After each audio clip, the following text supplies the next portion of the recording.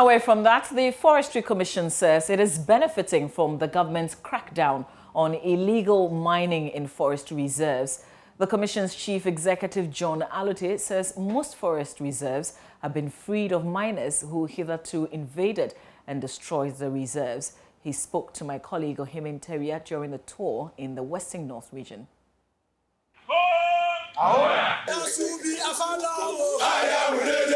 Government this year deployed 400 military officers to raid river banks and forest reserves of illegal miners, dubbed Operation Hot, which subsequently ran in phases. Armed security personnel destroyed over 25 excavators, water pumping machines, dredges, and other mining equipment. The Forestry Commission has been counting its gains following the exercise, which also targeted River Ofin, Pra, among others. With the support of the military in the Operation Halt. John Alote is the Chief Executive Officer.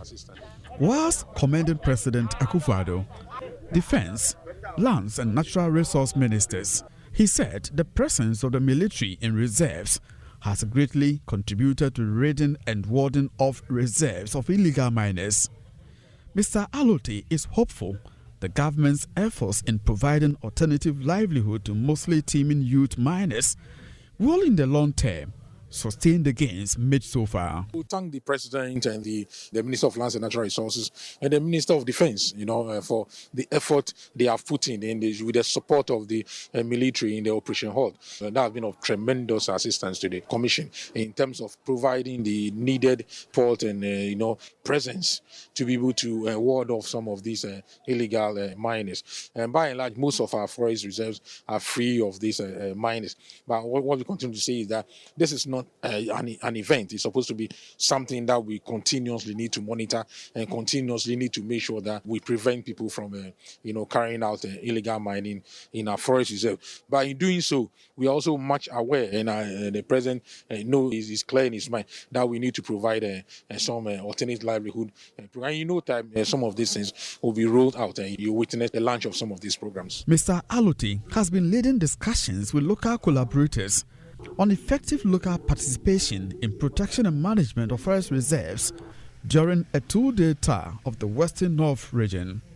Meanwhile, Mr. Alote warns members of the public, especially communities along catchment of reserves, to take keen interest in the protection of forest reserves. The Forest Commission has moved from the point where it is solely the responsibility of the Forestry Commission to protect the forest. We realize that those who are closer to the resource, when you engage them and they are part of the people who help to protect the forest, you are able to make more progress. You can't wake up in Accra and come and say you are just employing people to protect the forest. When the chiefs and people of that area are not involved, you will not succeed. If you do, it will be short term.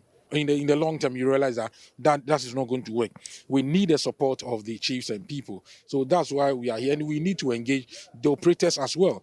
They are investing money. And anything that they will do to protect the resources that have been allocated to them, we will support them. But then we should do this in an environment where we'll be able to also sensitize the people. And also to be able to create livelihoods. People who are living closer to these forests would like to, generate some benefit from these forests. The Forestry Commission boss and its entourage have been meeting officials of the Western Regional Coordinating Council, Seyoyoso Traditional Council led by Okatechi Kwesibu Mangama, the Paramount Chief, timber contractors, among others. From Seyoyoso, for Joy News, Ohimin Teria reporting. In a related development, the Lands and Natural Resources Minister Samuel Abu-Jinapor says government will in the next few weeks establish the Shea Landscape Emission Reduction scheme to restore the forest cover of northern Ghana. He spoke in Wa during a meeting with the Upper West Regional House of Chiefs. Lands and Natural Resources Minister Samuel Abu-Jinapor, whistle stop tour of the Upper West Region, first took him to the Upper West Regional Minister, Dr. Hafiz bin Sali, where he rolled out the objective of the tour. So I'm here to Hopefully when we get to meet the Regional Security Council to get into details of the issues relating to the lands and natural resources and how we can begin to tackle them from the very get-go, from the outset. I mean, that is the strategy of the president. The president's view is that we should not wait for this industry to get out of hand before we begin to mount operations upon operations, and that at the very beginning we should put in place measures and interventions which will get the sector properly regulated. Dr. Bin Sali assured him of the continuous support of his outfit to enable him succeed. The Lands and Natural Resources Minister then rolled out of the Upper West Regional Coordinating Council and headed to the Warner's Palace to meet with the overlord of the Wala traditional area, now Hussein Sidi Pilpo IV, and his subjects.